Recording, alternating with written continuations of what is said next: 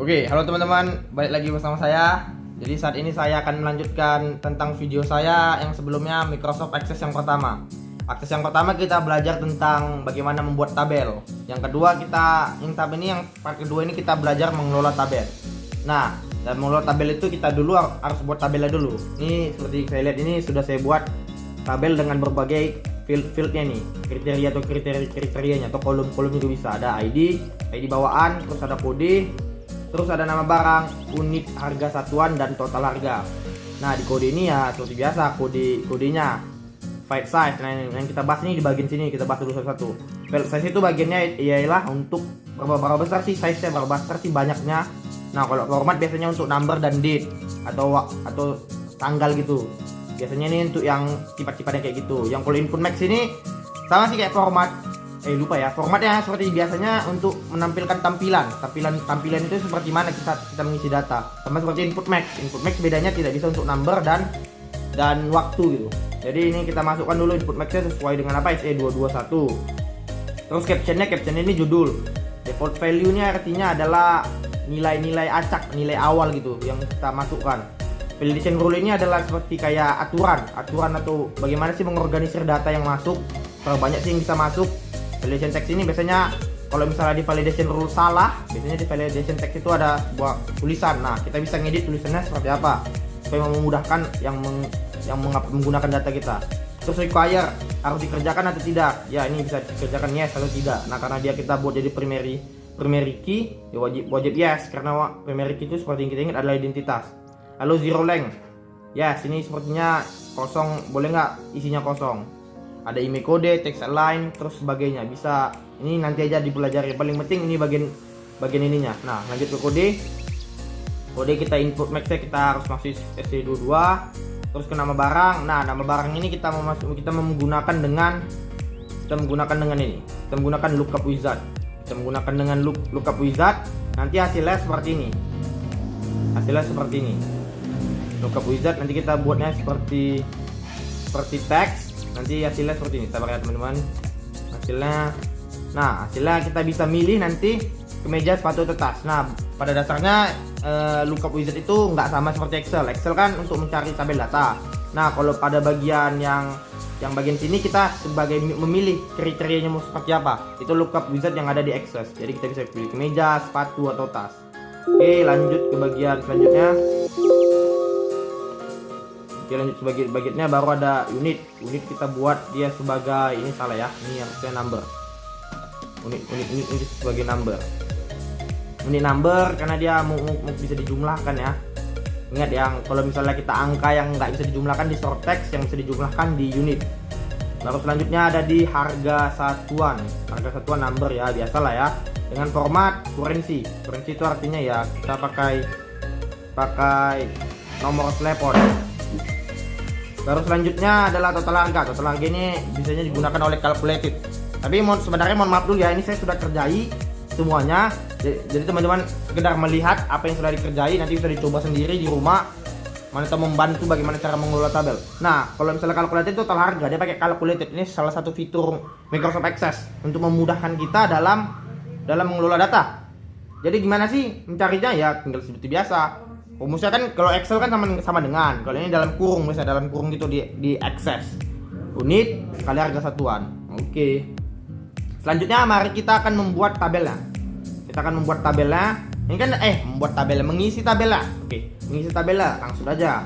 Ini sebenarnya saya udah kerjai nih, Karena kalau saya kerjai sekarang bakal mengambil waktu yang sangat banyak dan nggak efektif. Jadi lebih baik ya udah saya kerjai dulu, nanti saya jelasin satu-satu. Nah, kode KE SE karena kodenya ini, terus ada nama barangnya ya seperti biasa karena udah pakai lookup, udah ada pilihannya, tinggal pilih aja nih ya.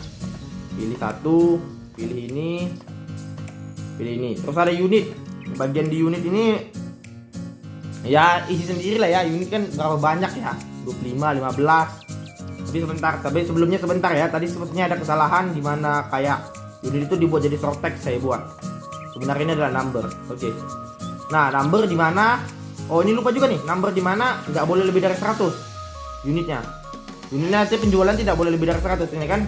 Ini contohnya validation rule. Rule-nya nggak boleh 100. Contohnya ini kita masuk ini ya data ya. Kita masuk data. Tidak boleh lebih dari 100 datanya. Unitnya. Kita save. Oke. Oke. Kita masuk sekitar 1000. Nah, tidak boleh lebih 100. Sesuai kan dengan tadi yang teksnya itu yang ini nggak boleh nih. Harus 100. Nah, itu salah satu fungsinya gitu. Dimana ini tidak boleh lebih dari 100 itu datanya. Jadi kita buat tidak boleh itu sama dengan 100. Sama dengan boleh, cuma karena ya seperti inilah.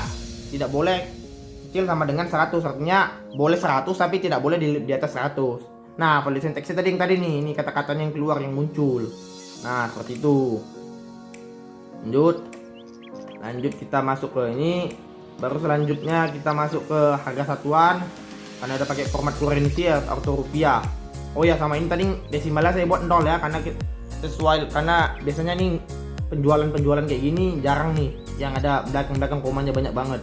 Nah, total harga ini bisa langsung. Contohnya nih, kita ubah nih 120.000. Ini 120.000. Nah, langsung berubah dengan sendirinya. Contohnya 150.000. 50.000. Nah, langsung berubah. Contohnya lagi nih. Contohnya ini 115. Nah, jadi berubah harganya.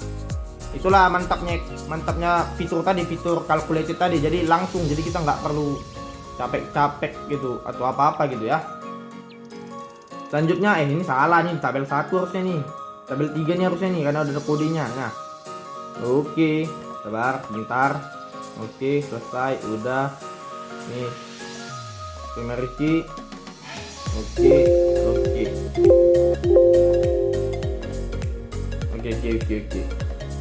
Oke, selanjutnya adalah bagian sip. Selanjutnya adalah bagian bagaimana kita mengcopy tabel. Ini sebenarnya saya udah copy tapi saya mau copy lagi biar lebih keren aja gitu, biar lebih mantap gitu. Copy. Jadi kalau copy itu pertama mau copy tabel itu awal-awal itu kita harus close dulu tabelnya. Close dulu semua tabelnya. Close 1, close 2, close 3. Ya, kita save dulu. Ya, oke. Oh, ini salah nih. Ini salah. Sorry. Ini kita hapus dulu. Oke, selanjutnya wah, ini salah guys. Sorry guys. Ini kita ubah dulu. Nih desain view-nya. Jadi kita close aja lah kali ya. Close aja lah semuanya. Kita close dulu.